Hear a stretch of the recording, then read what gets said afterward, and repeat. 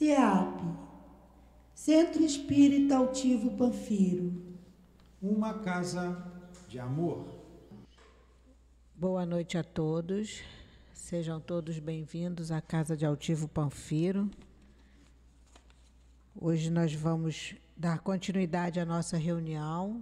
Quarta-feira a gente estuda o Evangelho. Nós hoje vamos estudar o capítulo 15, dos itens 1 ao 3. Quem vai fazer o estudo para a gente é o Walter Pina. O nosso livro de leitura de sustentação no momento do passe é o livro Caminho, Verdade e Vida, e hoje a lição a ser estudada vai ser a lição 126, e quem vai fazer esse estudo para a gente no momento do passe é o Carlos, trabalhador da nossa casa. E o capítulo 15 tem como título Fora da Caridade não há salvação. Vou fazer aqui alguns avisos. E hoje o primeiro aviso que eu vou dar é que a gente tem a rifa de um jogo de toalha bordado, muito bonito.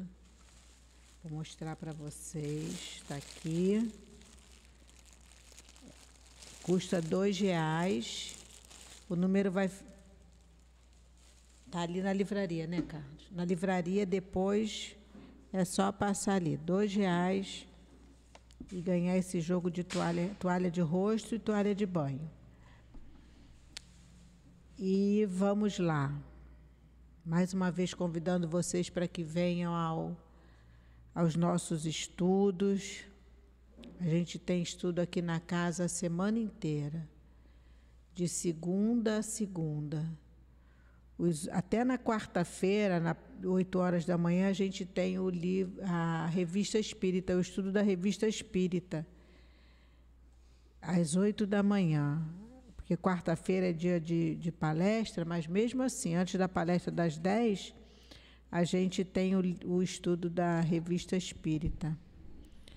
A sexta-feira não. Na sexta-feira o estudo que tem é para os médiuns da casa. É o único dia que não tem estudo aberto aqui no CEAP. No sábado a gente tem o Livro dos Espíritos, 8h30 da manhã.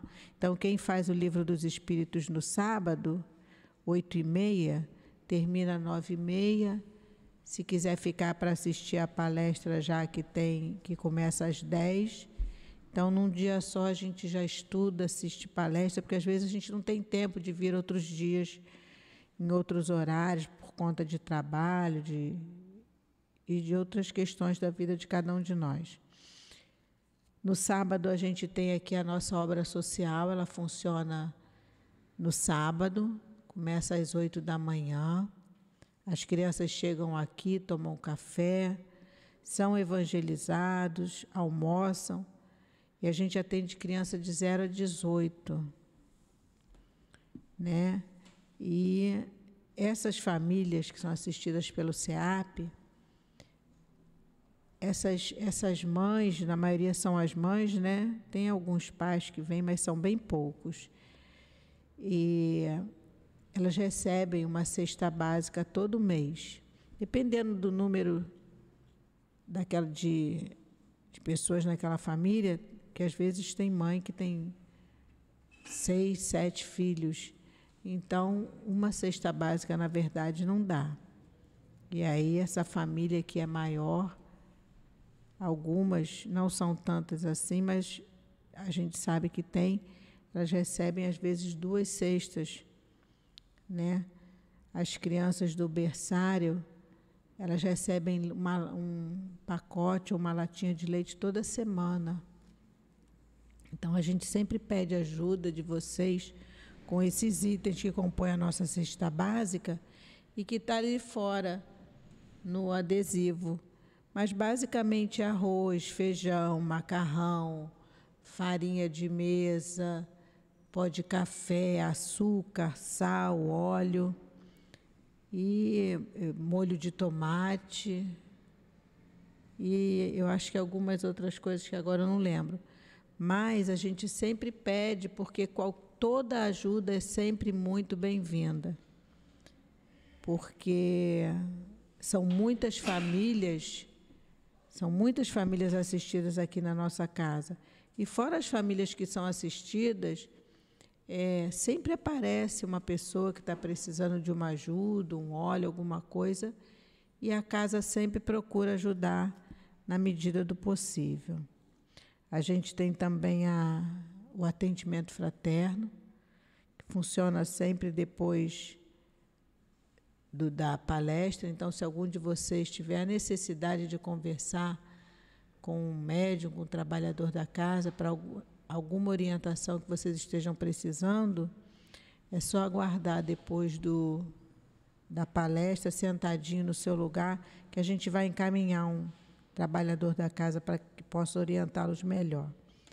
Eu vou pedir, por favor, que, se puderem, desligar os celulares ou pôr em modo vibra. Se precisar atender sem problema nenhum, é só ir lá fora, atender, para que o celular não toque e acaba atrapalhando, desviando o pensamento.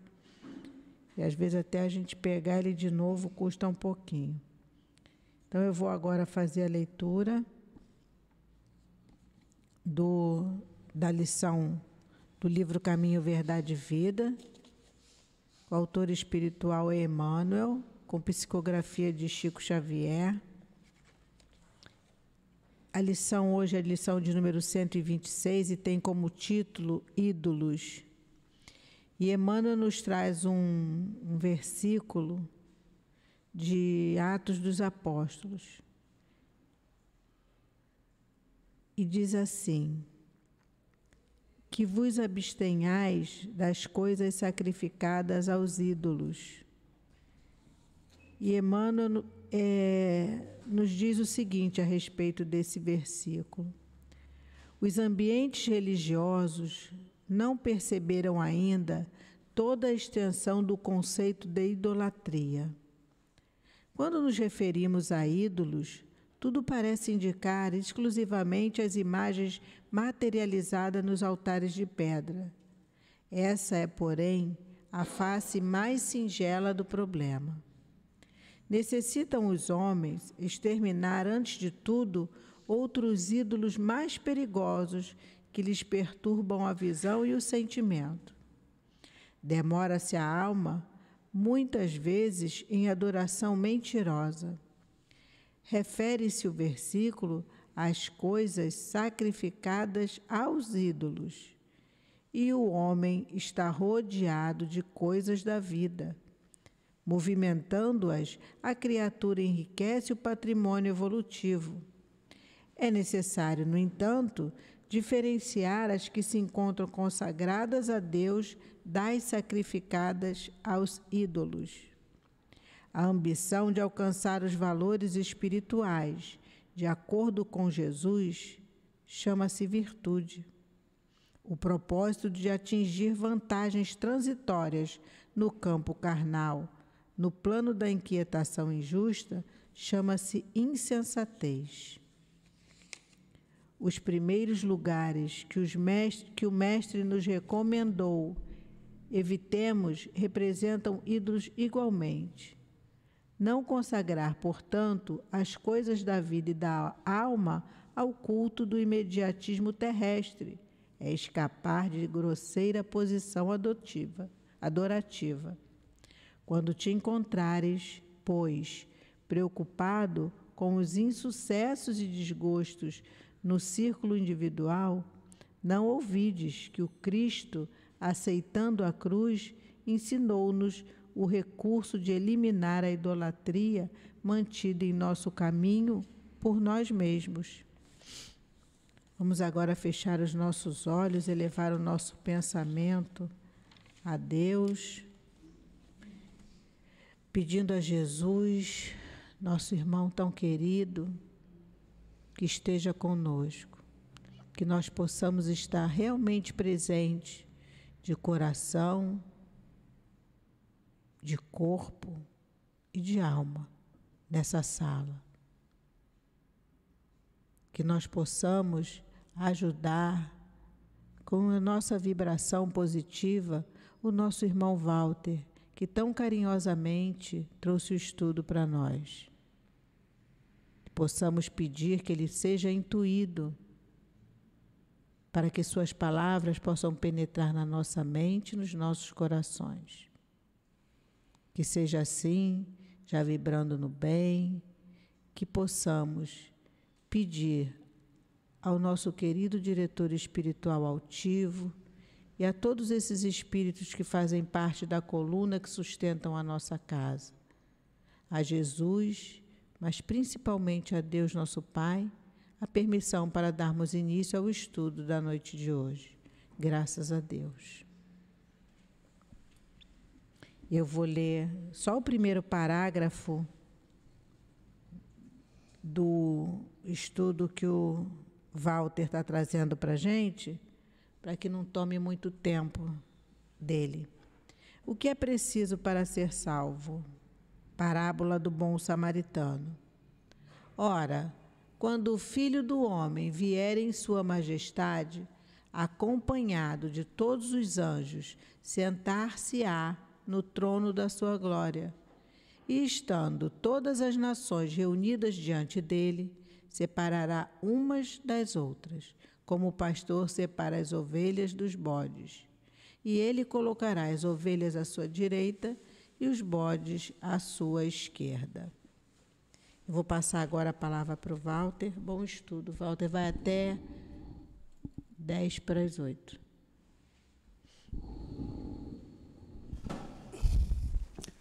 Boa noite, meus irmãos. A paz do Mestre Jesus esteja conosco, abençoando essa noite de estudo, a vontade de estarmos aqui para mais uma noite de entendimento, esclarecimento desse evangelho maravilhoso que o Mestre Jesus deixou para cada um de nós. Primeiramente, eu agradeço mais uma vez pela oportunidade de estar aqui, nossa casa. É sempre bom estar aqui, rever alguns amigos que a gente tem bem perto do nosso coração. A gente traz aqui o abraço fraterno, amigo do lado da casa do Grupo Espírita Bezerra de Menezes, né? E que a gente faça um bom proveito do estudo dessa noite. O tema é deveras muito importante e conforme o desenvolvimento daqui da nossa explanação, nós vamos estar aqui percebendo como ele é tão importante para os tempos atuais, né? Sempre foram importantes, mas os tempos atuais nos chamam assim, nos dá um chamamento muito grande, como nós vamos ver mais à frente, né? Mas antes de a gente adentrar no estudo, vamos lembrar que ontem, 1 de agosto de 1865, dia 1º de agosto, foi a primeira edição do livro O Céu e o Inferno, né? Nós sempre, essas obras básicas são sempre referenciadas pela gente, que são muito importantes para o nosso estudo. E a gente lembra da importância dessa obra para a gente compreender, né, os mecanismos que existem da vida do outro lado. Esse livro ele mostra muito isso. A primeira parte dele, o Kardec ele faz um esboço do que é esse inferno cristão que foi passado para a gente durante tantos séculos, né? Nós vivemos mergulhados. Lembrar que Kardec só veio à doutrina espírita em 1857, com o Livro dos Espíritos, né? Mas passamos 1857 anos uma condição muito de um Deus cruel, às vezes, um Deus que não era misericordioso, né? Um Deus punitivo. E essa visão que era trazida para a gente, desse inferno, que até mesmo Jesus usava, como aqui mesmo na passagem que a gente vai ler, Jesus usava porque era uma forma de expressão da época, para as pessoas compreenderem na época, né? O que era isso? Jesus não podia entrar em detalhes, que mais tarde a doutrina espírita veio trazer para a gente. Mas ele mesmo usava essas expressões, né? E o Kardec ele veio, dentro do ponto de vista da doutrina espírita, muito esclarecedora, com a fé raciocinada, esboçar o que é, na visão da cristã, que era trazida até a época, né? o que é esse purgatório, a doutrina das penas eternas, o Código Penal da Vida, né? Que não dava muita oportunidade, aqueles que erravam iam para o fogo, né? Como era falado, o inferno, e ficava lá queimando a vida inteira, né? O que é isso, né, gente? Que Deus misericordioso seria esse que coloca um filho dele no inferno para não ter mais nenhuma chance. Então, Kardec veio elucidar isso na sua primeira parte. E na segunda parte, vou falar um esboço rápido, né, do livro do Céu e Inferno. Na segunda parte, ele veio nos trazer, né, uma dezena de diálogos desses irmãos lá do outro lado. Que era feliz, que era infeliz, né? E aí as mais diversas condições, né? Muitos sofredores, condições medianas, espíritos que foram bondosos, espíritos que erraram muito, espíritos que perderam, né? Tiraram suas vidas.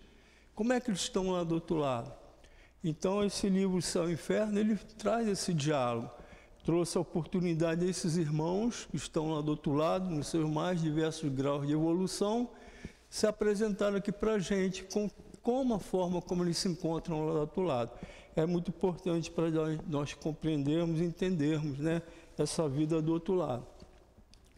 E esse livro ele é maravilhoso, né, mas nós precisamos, antes de tudo, a gente faz atendimento fraterno, né, há muito tempo, são mais de 20 anos a gente fazendo atendimento fraterno, e aí uma pessoa, uma oferta feita, chegou para mim, mas eu me assustei com a doutrina espírita. Aí, por que a senhora se assustou, né? Porque falaram para eu ler o livro Céu e Inferno, que eu ia compreender muita coisa. Aí ela não conhecia o livro dos Espíritos, não conhecia o Evangelho segundo o Espiritismo, não conhecia a doutrina espírita. E mergulhou no livro Céu e Inferno, que não é um livro para ser lido na primeira. Há uma sequência, né? A gente sempre pede o livro dos Espíritos, que é aquele esclarecedor, perguntas e respostas, 1018, perguntas e respostas esclarecedoras, o Evangelho segundo o Espiritismo sempre, né? Ao livro dos médios. Aí você adentra no Céu e Inferno um pouquinho, quando você estiver mais esclarecido, né? A Gênesis é maravilhosa, né? Mas a gente tem, até a própria Gênesis tem muita informação científica que a pessoa não vai compreender direito se ela mergulhar direto. Então a gente sempre sugere essa sequência, tá? É um livro que está ao alcance de todos, né? Ele traz um conhecimento do mecanismo dessa justiça divina dentro do foco da doutrina espírita. Tá? Então é isso que e o ponto principal que essa doutrina nos dá, cada um conforme sua obra. Então, cada um desses irmãos estão naquela condição conforme a obra que ele fez, né? No bem e no mal que praticou. Então, essa é uma pincelada do livro do Céu e Inferno. Agora nós vamos adentrar realmente no estudo desse tema, fora da caridade não a salvação. A nossa irmã já leu a primeira parte, e lá continua dizendo assim, né? Então dirá o rei ao que estiver à sua direita: vinde, benditos de meu Pai, tomai posse do reino que vos foi preparado desde o princípio do mundo. E dirá, né, aos que estiverem à sua esquerda: afastai-vos de mim, vós, malditos, e ide para o fogo eterno do inferno, né? Como a gente falou, Jesus usava essas expressões porque era como as pessoas compreendiam, era o céu, o inferno, né? Era o que a pessoa compreendia, uma linguagem muito forte, mas era o que era necessário na época, né? Jesus usava essas figuras porque a pessoa compreender bem o significado que ele ia falar. Agora, e quem é esses que estão à direita? Quem são esses que estão à esquerda? E lá na primeira passagem ele fala da separação das ovelhas dos bodes. Jesus é o pastor de ovelhas. Então, ele quis dizer que aquelas suas ovelhas, aqueles que seguissem no rebanho, no seu rebanho, pertencessem ao seu rebanho, que pudessem colocar em prática os ensinamentos que ele deixava, as ovelhas mansas, pacíficas, né, misericordiosas, eram aqueles que estariam à direita, seriam aqueles que eram caridosos, humildes, os bons de coração, como está lá no Evangelho, nas passagens lá na frente, que o Evangelho depois vai apresentar com detalhes, as ovelhas do seu rebanho, os que herdarão a terra. Jesus, na parte que fala dos brandos e pacíficos, fala, bem-aventurados, brandos e pacíficos, pois que esses herdarão a terra. Nós vamos tentar compreender isso tudo aqui, né? E o bode, Jesus, é uma figura muito pesada, né?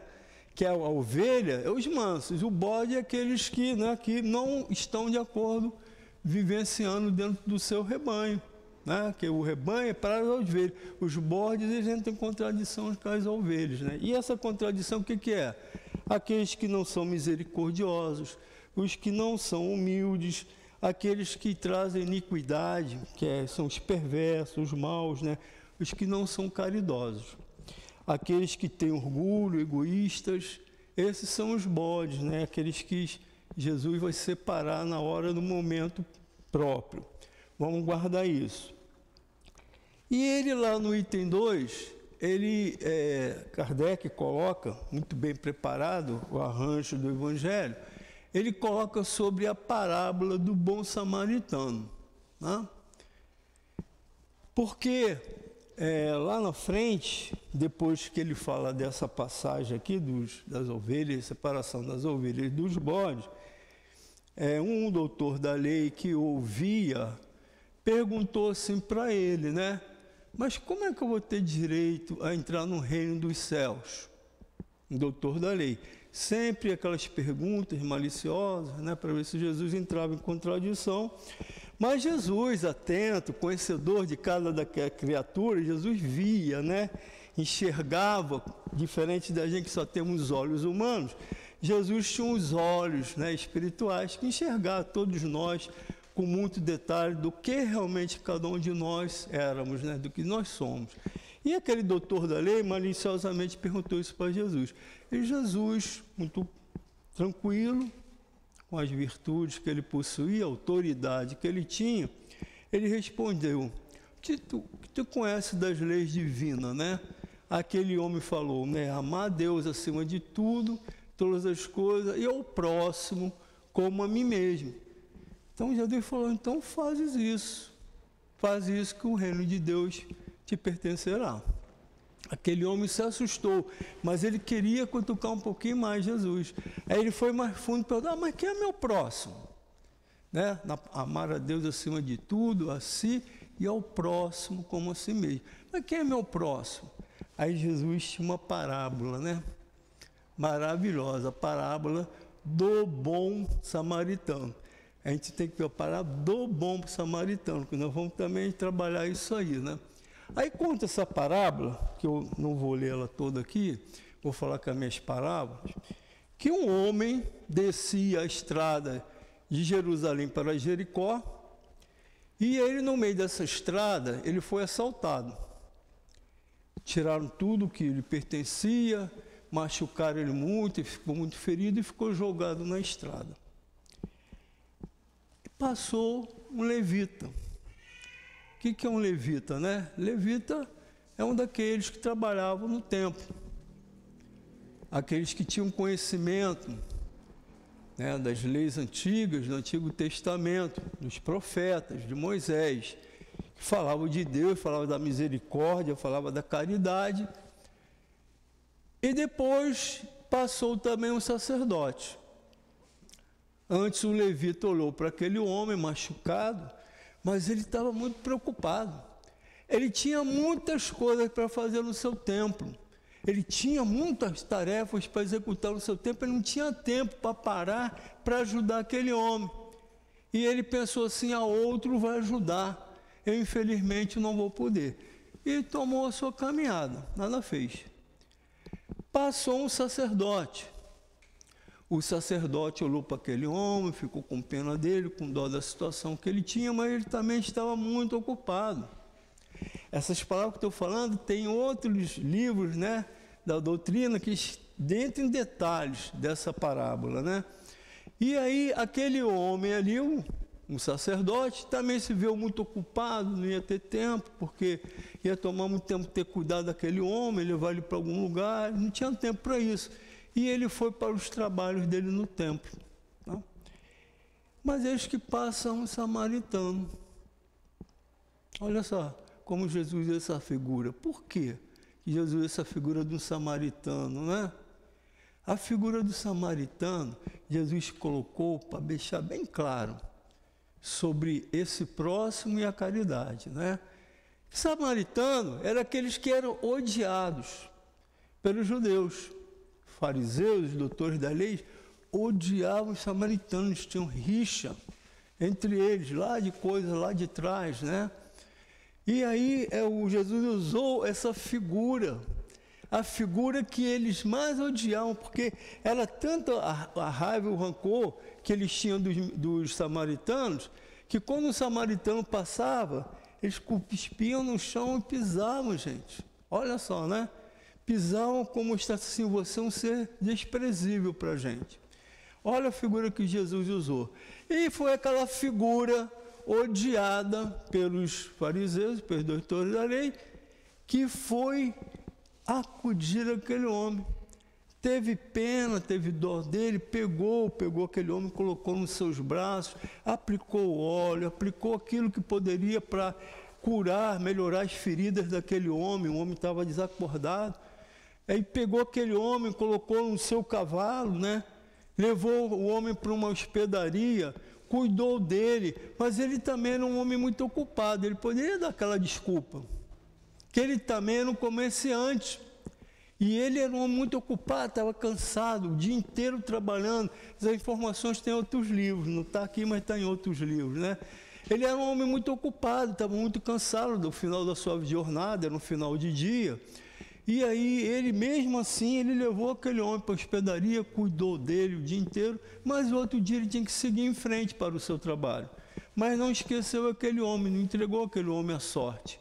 Ele pediu ao hospedeiro, né, na hospedaria, pediu ao homem que cuidasse dele. Ele conseguiu 2 denários, que era o que ele tinha no momento, pagou ao homem e falou assim: cuida dele, porque eu, quando voltar, tudo que você tiver gasto com ele, eu te darei. É uma informação também muito importante, porque aquele homem desprezível, para o hospedeiro, né, o dono da hospedaria, ele era uma pessoa de confiança. Porque não é qualquer um que chega assim, ó, toma conta dele, que eu depois te pagarei. Será que ele voltaria mesmo? Se ele não tivesse confiança, ele não ia ficar com aquele homem, né? Com aquele homem ferido ali. Então ele tinha confiança naquele samaritano. E aí Jesus pergunta para aquele doutor da lei: então, diga-me você, quem foi o mais caridoso entre eles? Aquele que cuidou do seu próximo. O doutor da lei não teve como negar, né? Foi o samaritano. Embora ele, né, falasse com certa, né, restrição, porque ele não gostava dos samaritanos, mas diante da misericórdia, da caridade evidente, ele foi quem socorreu. Ele também estava ocupado, tinha suas obrigações, estava cansado, mas ele teve tempo de cuidar. E aí Jesus completa, né? Aí fala, né? Sem a caridade não há salvação. E o que é essa caridade, né, meus irmãos? O que é essa salvação? Jesus fala aqui, né? A caridade é aquilo que o samaritano fez, que os doutores das leis, dos fariseus, falam muito no seu tempo, proclamam, exaltam, mas na hora de fazer, como foi evidenciado, não faziam, não fizeram. Mas será que seria todos também? Por que a parábola do bom samaritano? Porque será que todos os samaritanos também são bons? Por isso que a palavra é do bom samaritano. Porque nem todos são bons. Então não há distinção, né, meus irmãos? Não há distinção. Será que todos os fariseus, doutores da lei, também são ruins? Não. Alguns são bons. Né? Nicodemos era aquele que deixou tocar o seu coração pela palavra de Jesus. Então Nicodemos era um doutor da lei, mas ele era misericordioso, ele era bondoso. Então, por isso que especifica do bom samaritano, colocando bem evidente que não é o homem da igreja, não o homem de templo, não é aqueles que falam que são os verdadeiros caridosos. Onde menos esperamos, no samaritano, na figura do samaritano, a caridade se apresenta, né? Então, essa parábola é muito importante. E aí nós vamos perguntar para nós mesmos o que é essa salvação. Eu parei para a gente, cada um de nós, fazer o nosso raciocínio, porque durante séculos, meus irmãos, nós ficamos mergulhados nas informações que eram passadas para a gente. Todos nós. A doutrina espírita ela só chegou em 1857, 19 séculos depois de Jesus, né? O que é essa salvação? Durante muito tempo, e até hoje, nós ainda escutamos, né? Eu fui, certa feita, a uma missa, vou, aprecio, adoro as mensagens que os padres, os sacerdotes falam, né? Não tenho nenhum problema, vou à igreja evangélica, se tiver que ir, como eu já fui, escuto, mas de certo, o que eu acho dentro da doutrina do que é colocado, né? Mas não precisa falar para ninguém, isso é dentro de mim. Eu não preciso falar para ninguém. Mas eu, com muita calma, eu sei distinguir. Mas nem todos nós, durante muitos séculos, nós escutamos assim, né? Jesus morreu para nos salvar. E muita gente, eu recentemente escutei, mesma coisa na missa, né? Ah, Jesus morreu para nos salvar, nós estamos salvos. O que a doutrina espírita veio trazer para a gente? Sem caridade não há salvação.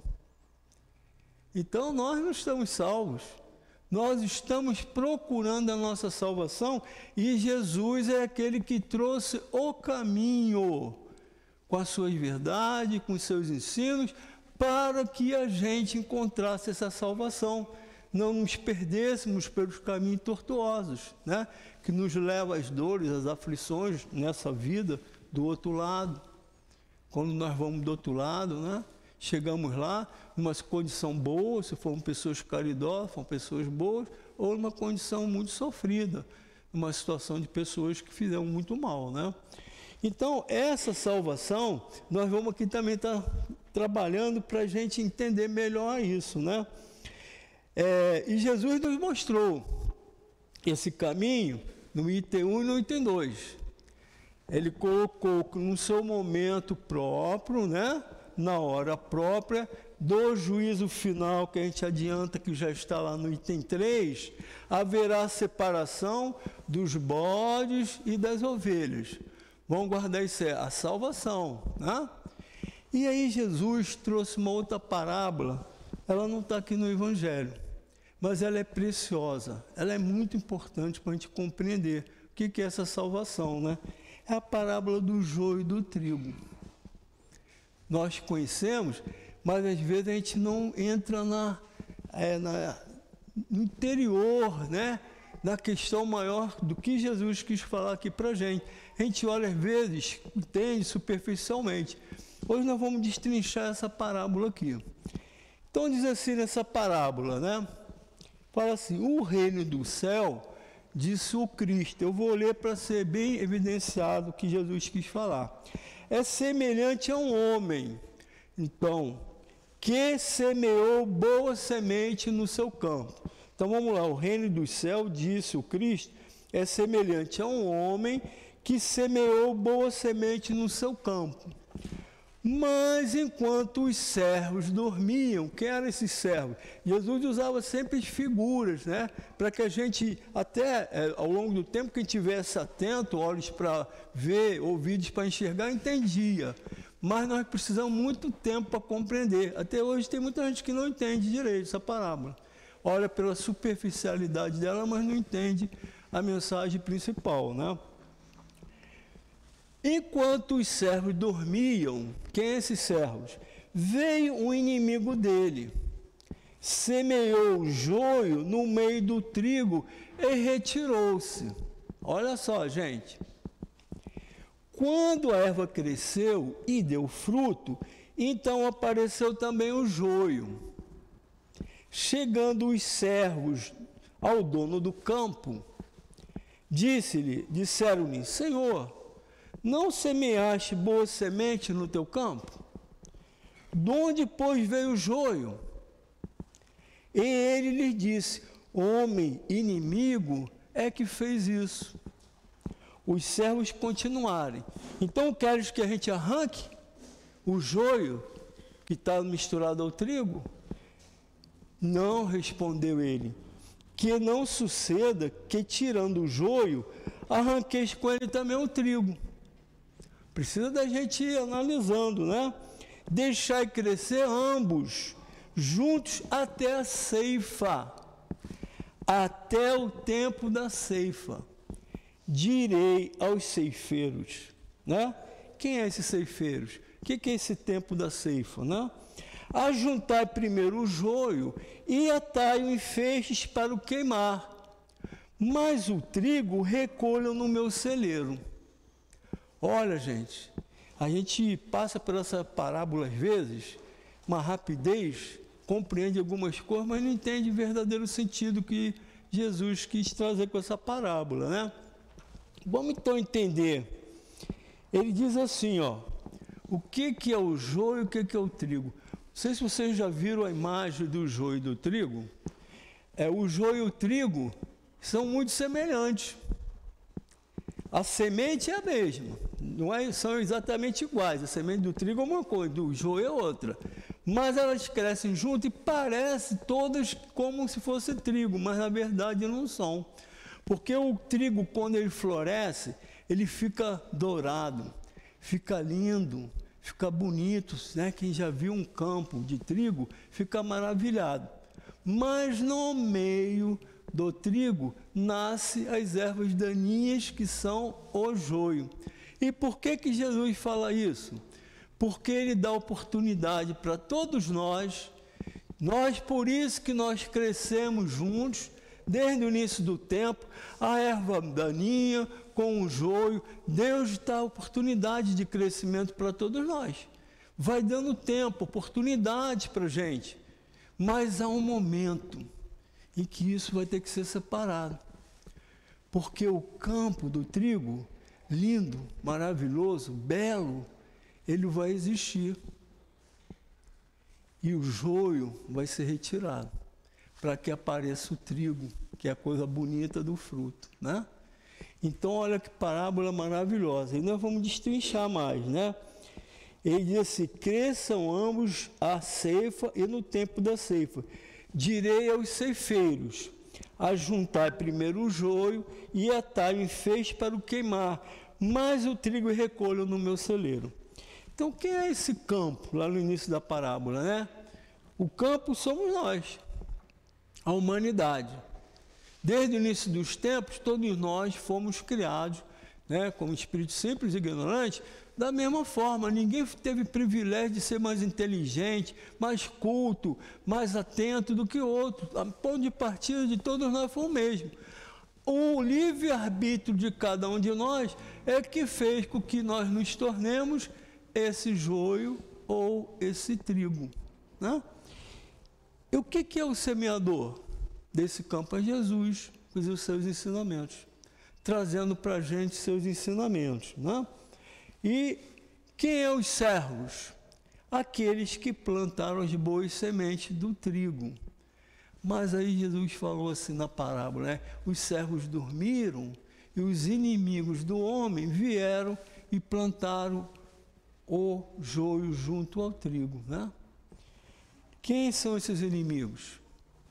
São aqueles, né, que usaram o livre-arbítrio para os seus privilégios, seus interesses, podemos dizer religiões que desvirtuaram, podemos dizer, né, os falsos profetas, podemos dizer aqueles que se deixaram levar pelos caminhos transviados.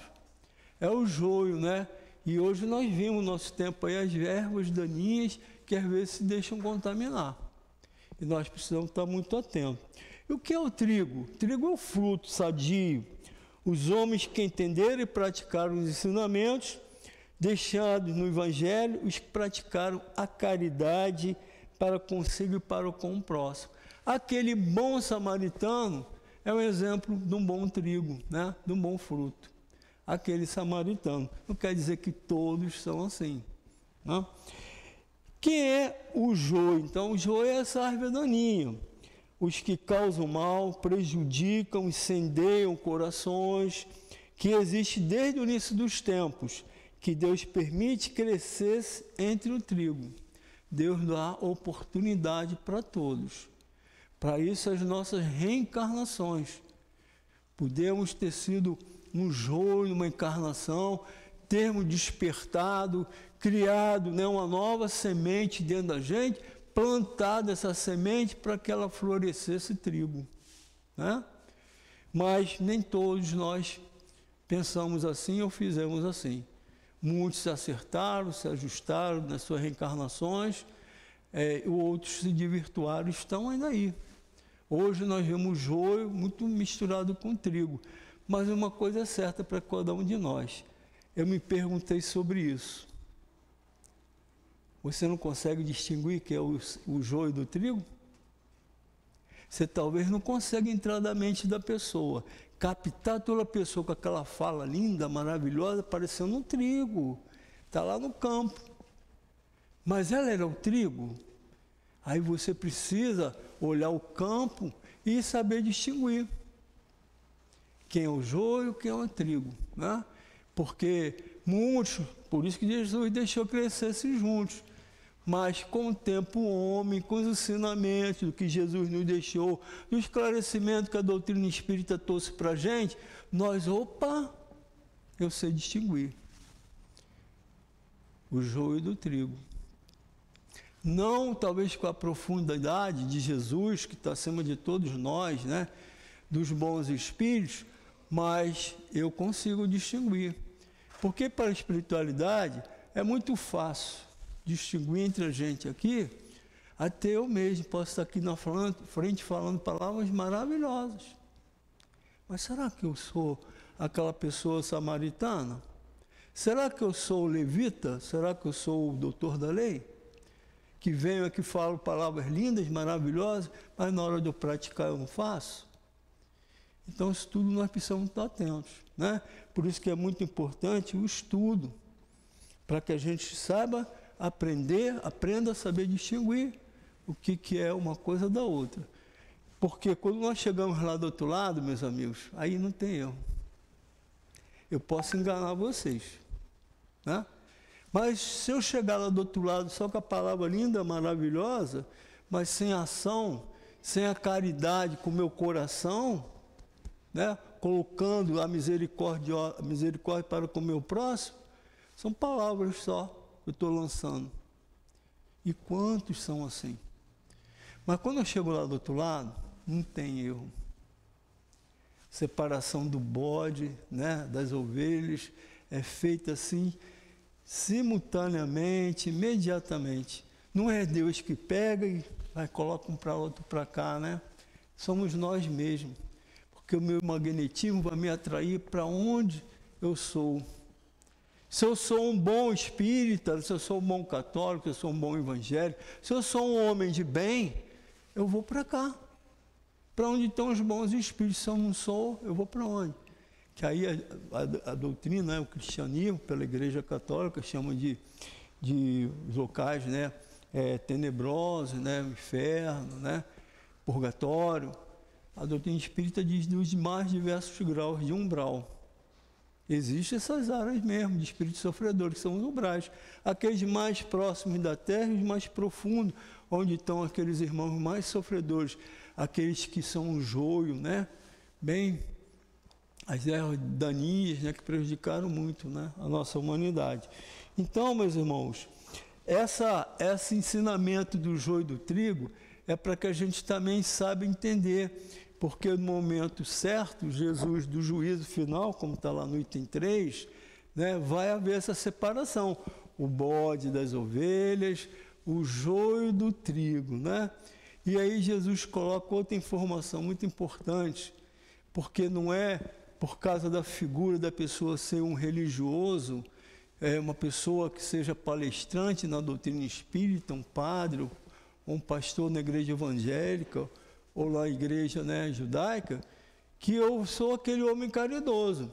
Jesus deixa bem claro aqui, né, de onde menos a gente espera, que no caso os doutores das leis não esperavam que esse samaritano fosse a pessoa caridosa, é de onde vem a caridade.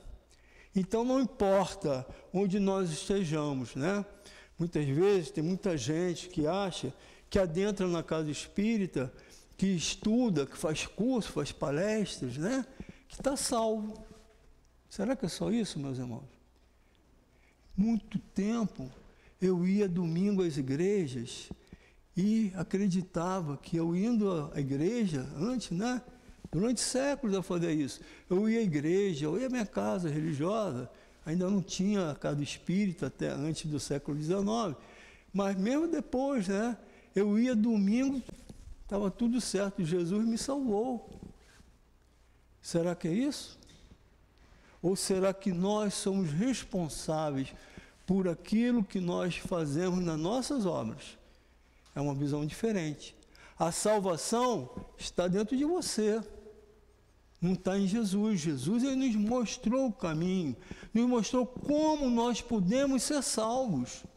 E a doutrina espírita veio, né, trazer essa consolação e as verdades do que seja essa salvação. E hoje, com o esclarecimento que nós vamos levando, a própria doutrina vai adentrando em todos os lares. A gente vê pessoas, como no caso da nossa minha família, a grande maioria da minha esposa é mineiro. A maioria deles são cristãos, católicos, né? Nós somos espírita cristão, mas católico. E aí eu fico assim observando como essas pessoas que são católicas ferrenhas compreendem muito bem os mecanismos da espiritualidade, que essas informações estão chegando para eles. Então aquele conceito que Jesus morreu com aquela no espinho, né? Sofreu para salvar a humanidade, né? E eu estou salvo por causa disso, está se dissipando. Porque eu hoje entendo melhor que a salvação precisa da minha ação, a minha ação na caridade, na benevolência, no perdão, né? Junto ao meu próximo. Benevolência, indulgência e perdão, né? Que a gente chama o BIP, né? Benevolência, indulgência e perdão. São os 3 itens principais que formam a caridade. Sem caridade, fora da caridade, não há salvação, né? Então, toda a moral do Cristo, ela se resume nessa caridade e nessa humildade, né? E nesse quadro do juízo final, que é colocado aqui para a gente, no item 3, ele fala, o item 3 fala dessa caridade, da humildade, né, que Kardec explana muito bem, mas eu vou ler o trecho que fala assim: no quadro que traçou do juízo final, deve-se, como em muitas outras coisas, separar o que é apenas uma figura do que é uma alegoria, né? Há homens como os que falavam ainda incapazes de compreender as questões puramente espirituais. Tinha ele de apresentar imagens materiais chocantes e próprios apresentar, ele, Jesus. Para melhor aprender o que dizia, tinha mesmo de não se afastar muito das ideias correntes. Quanto à forma, reservamos sempre ao porvir a verdadeira interpretação de suas palavras e dos pontos sobre os quais não podia expressar-se claramente em sua época, né? Mas ao lado da parte acessória ou figurada do quadro, há uma ideia dominante, a da felicidade reservada ao justo e da infelicidade que espera o mal. E lá na passagem do joio e do trigo, no tempo da ceifa, os ceifeiros separarão o joio, colocarão, né, amarrados juntos e levarão para serem queimados. Aí outra coisa que a gente precisa entender, será que Deus seria tão injusto assim? Aí voltamos à questão de queimar, né? A pessoa não vai ter mais chance, não vai ter mais oportunidade. Essa separação hoje já está acontecendo, meus irmãos, né? O livro Transição Planetária, do Divaldo Franco, nos mostra muito bem. Muitas informações espirituais, né? Na nossa outra casa tem um hospital, lá do plano espiritual, onde muitos irmãos nossos, espíritos superiores, né, vêm para a gente trazer que muitos desses irmãos estão sendo recolhidos em grupos. Olha só como é que a gente vai começar a entender com o tempo atual. São recolhidos juntos, são levados para dentro das prontos de socorros, que estão muito mal espiritualmente, né? Estão muito sofridos, são atendidos, mas eles não têm mais condição de estar aqui junto conosco, porque o mundo de regeneração está se apresentando. Divaldo deixa muito claro isso no livro Transição Planetária. Está se apresentando, né? Esses irmãos, a gente não consegue ainda compreender. A gente olha à nossa volta, né? Vemos tanto sofrimento, tantas pessoas cruéis, né? O mal ainda muito presente, esse joio presente, né? Dentro desse campo chamado humanidade. A gente fica se pensando, mas esse mundo de regeneração. A gente esquece do livro Brasil, Coração do Mundo, Pátria do Evangelho. O Brasil é o ponto, né? O Brasil onde vai espargir isso. A gente não consegue entender, mas a gente pode entender que o Brasil é o maior país católico do mundo. O Brasil tem a doutrina espírita que veio lá de uma terra que já estava cansada. Veio para um coração novo, o pulmão, né, do mundo, a terra do cruzeiro. E aqui nós encontramos o doutor Bezerra de Menezes, encontramos o Emmanuel, encontramos a nossa irmã Dulce, encontramos, né, tantos outros, né, a nossa irmã Sheila, o nosso irmão Altivo e tantos outros. Estão aqui na Pátria do Evangelho. E aí nós temos essa grande chance, né, de poder conviver com esses irmãos, com os ensinamentos que eles nos deixam, que estão chegando a todo canto do mundo. Mas vamos lá. Então, essa separação está acontecendo. E me chamou muita atenção de uma mensagem que o nosso Bezerra de Menezes nos trouxe para o tempo atual, para a gente compreender esse mecanismo ainda. Ele diz assim: que a paz do Divino Mestre de Nazaré esteja em vossos corações, filhos meus. Que a luz da doce rosa mística, e sempre se apresenta assim, que nos invade a todos com seu amor, se faça presente em nós em cada momento de nossas vidas imortais. Filhos meus, despertem para o alvorecer de uma nova era. Essa mensagem do dia 19 de junho, agora. Despertem em vossos corações o amor divino que aí lateja em todos, né? Filhos queridos, façam valer a palavra do Nazareno, sigam as suas pegadas. O Mestre aqui entre nós nos despertou para um novo mundo. Sejamos nós os representantes dessa luz, desse novo alvorecer. Nós, os bons espíritos, né? Aqueles que podem ajudar aqueles que ainda não compreenderam essa mensagem. Não arrastando na força, mas arrastando como exemplo, né? É hora do sacrifício maior que o Pai espera de cada um. O sacrifício dos vossos interesses pequenos e mesquinhos, o sacrifício do vosso orgulho e soberba, dos nossos e dos vossos desejos egoístas. E fala dos nossos, também se inclui, né? Não é que ele seja, mas ele gosta de colocar para nos mostrar que ele também ainda está aqui. Ele não é um espírito perfeito, ainda está em elaboração para ser um espírito perfeito, né? Não é mais hora, filhos meus, não existe o amor maior sem existir o sacrifício do amor próprio, orgulhoso. Ame-se com verdadeiro amor que o Cristo espera de vós. Ame-se amando, servindo, trabalhando e agradecendo por essa luz divina que nos cobre a todos em todos os momentos.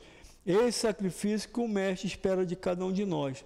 Sigam, filhos meus, sirvam, amem-se, né? Então, essa mensagem aqui, além do que Divaldo já nos traz no livro dele, essa mensagem é recente, está dizendo que nossos tempos estão aí.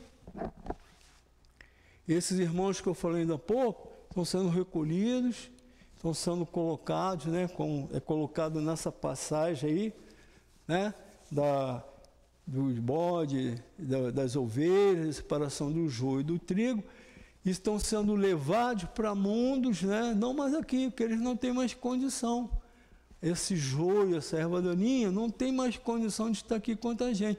É necessário que o campo do trigo floresça para que o nosso mundo de regeneração cresça, comece, né?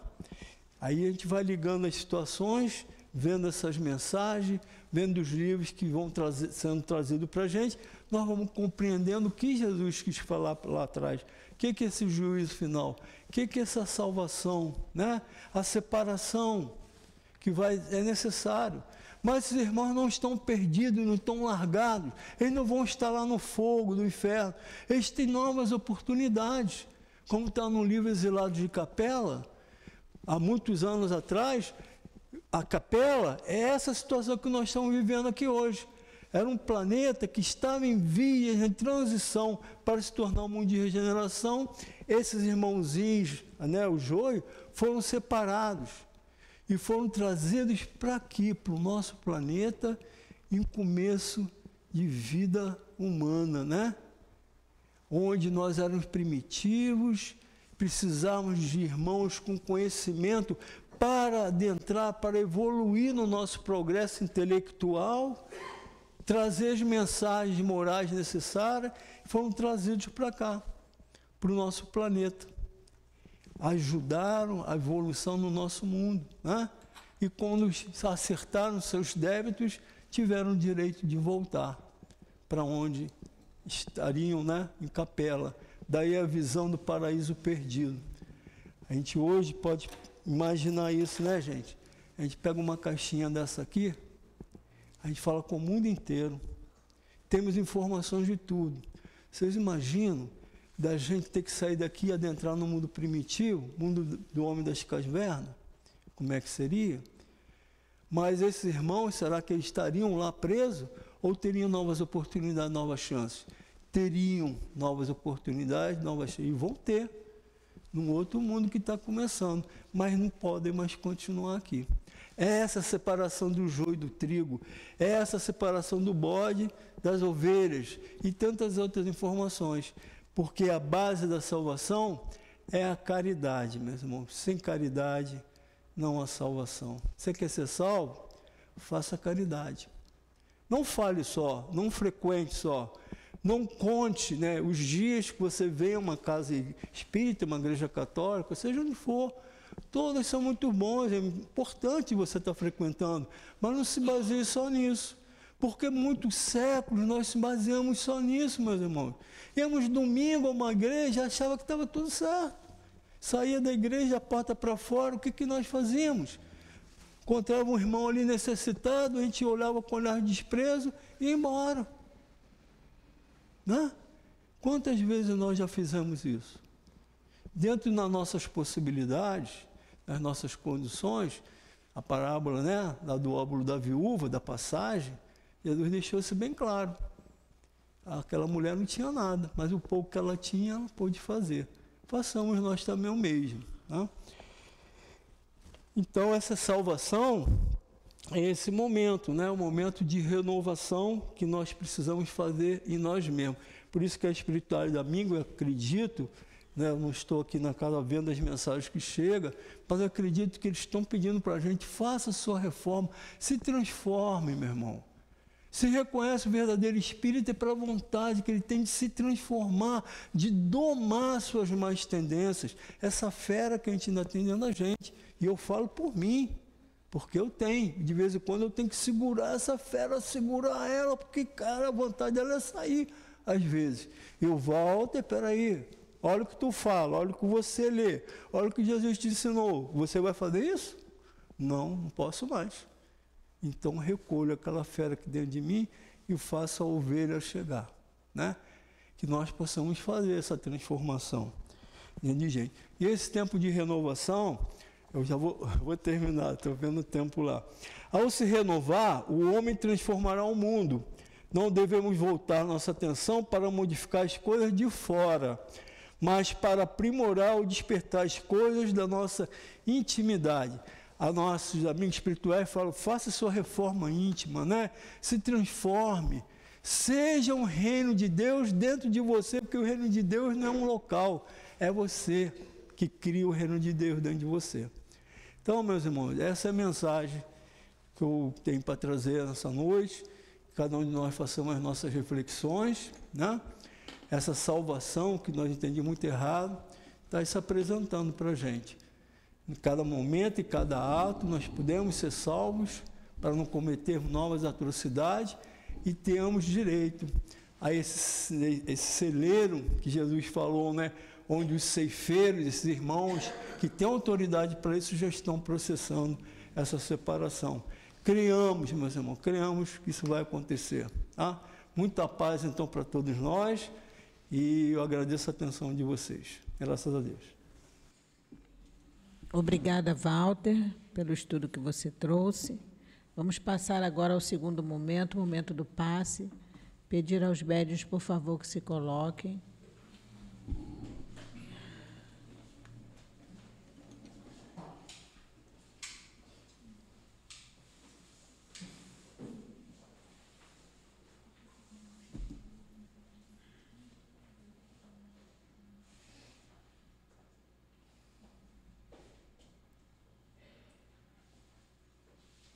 Vamos elevar o nosso pensamento a Deus, nosso Pai, de bondade e misericórdia, Jesus, nosso médico maior.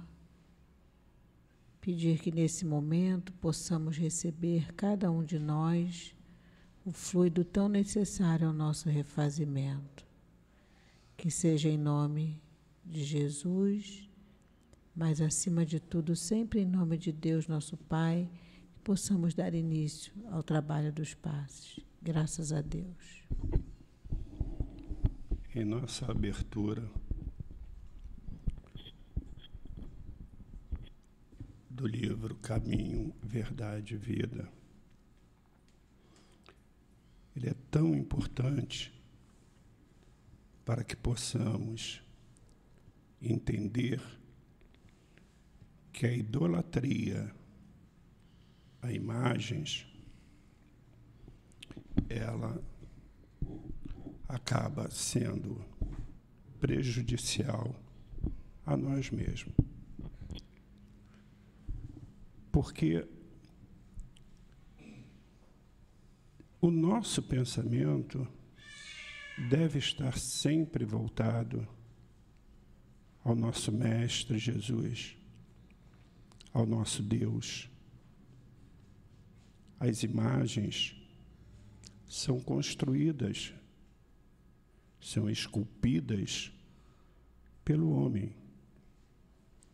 que não significa necessariamente representar verdadeiramente aquele ao qual, no passado, representou a nossa vontade. Jesus, a imagem que temos hoje de Jesus pregado a uma cruz, como disse o nosso palestrante, ela é uma força de imaginação. E isso caberá a nós entendermos que sem a fé, sem a caridade, sem a humildade, não conseguiremos chegar a lugar algum. Como nos diz, que vos abstenhais das coisas sacrificadas dos ídolos. E aí nos diz, os ambientes religiosos não perceberam ainda toda a extensão do conceito de idolatria.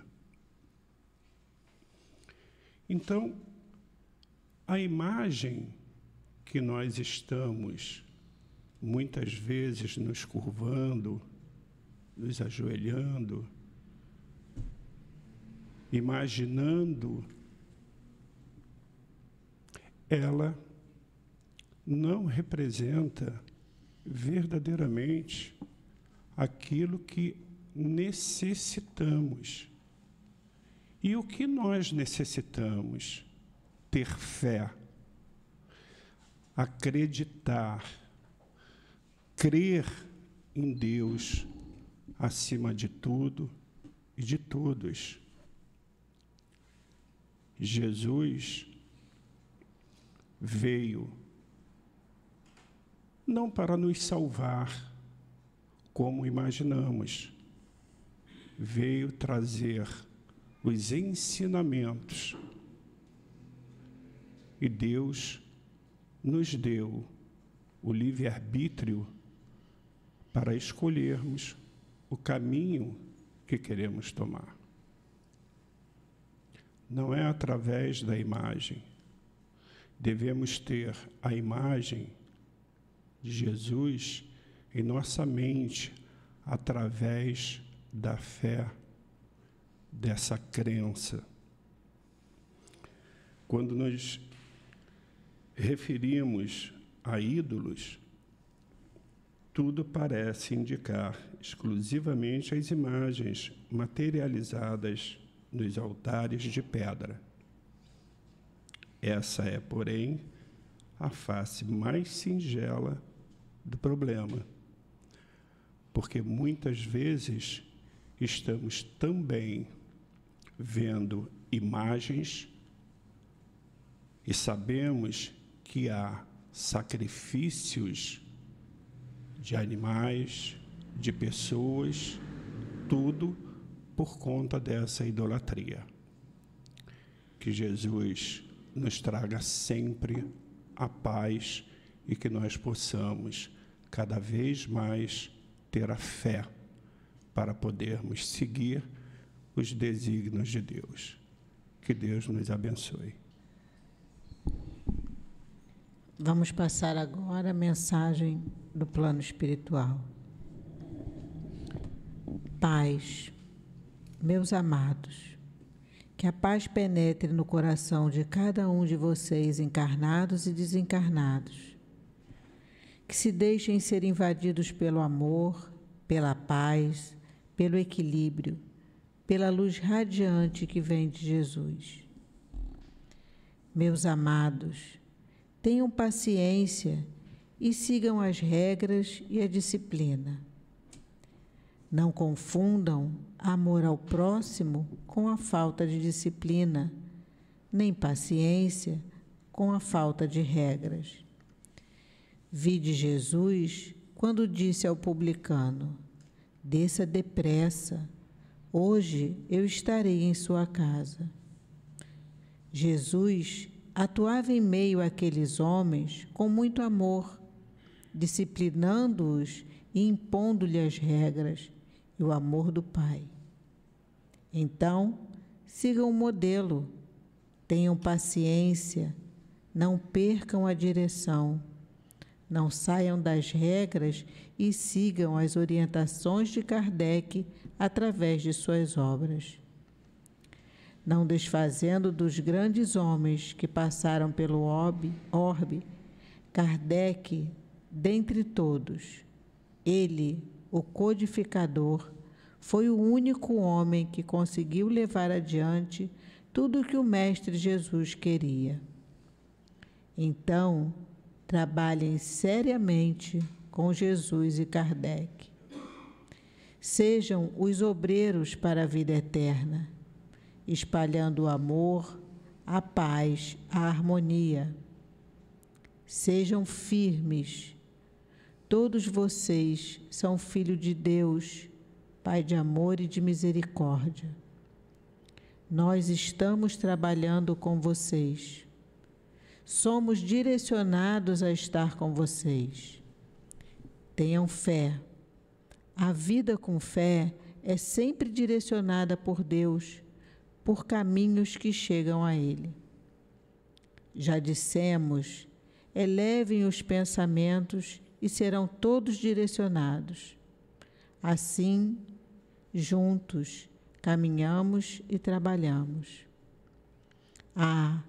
Não deixem que certos desentendimentos e comportamentos alheios perturbem, causando desequilíbrio. Vocês são trabalhadores e nós estamos juntos para que os trabalhos não sofram nenhum tipo de má influência de espíritos desencarnados, obsessores e de encarnados que ainda fazem o papel de perseguidores.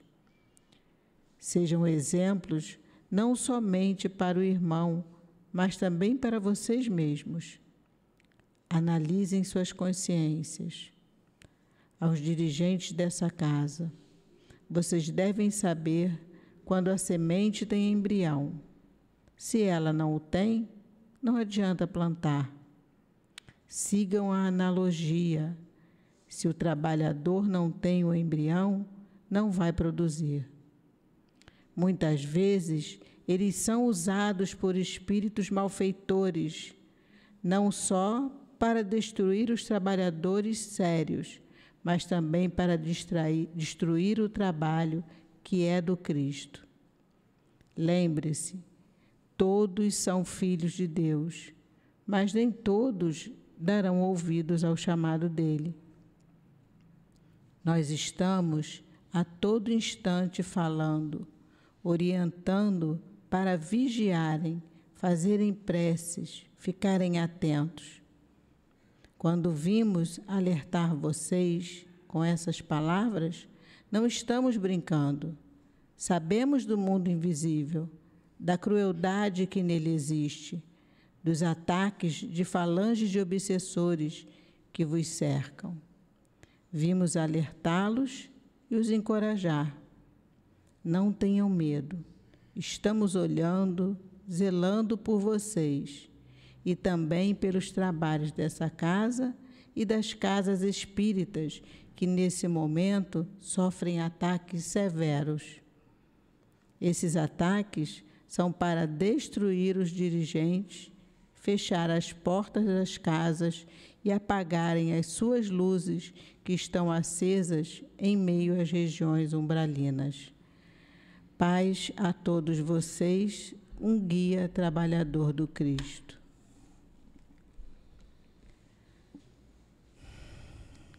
Gratos estamos, Senhor, por termos chegado à Tua casa, atendido ao Teu chamado e estudarmos aqui os ensinamentos do Teu Evangelho.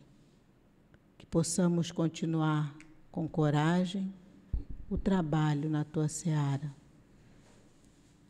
Agradecemos a esses espíritos tão amorosos que prepararam o ambiente na nossa casa, recebendo a cada um de nós com o mesmo amor de sempre. Que possamos voltar aos nossos lares em paz e em segurança. Agradecendo a diretoria espiritual da nossa casa, ao nosso querido altivo, Antônio de Aquino, Dr. Herman, Baltazar, a Kardec, o nosso codificador, Leon Denis, e tantos outros espíritos que fazem parte da coluna que sustentam a nossa casa. Que seja em nome de Jesus, mas sempre, acima de tudo, em nome de Deus, nosso Pai, que possamos pedir autorização para darmos encerrado os trabalhos de tratamento e de estudo da noite de hoje. Graças a Deus.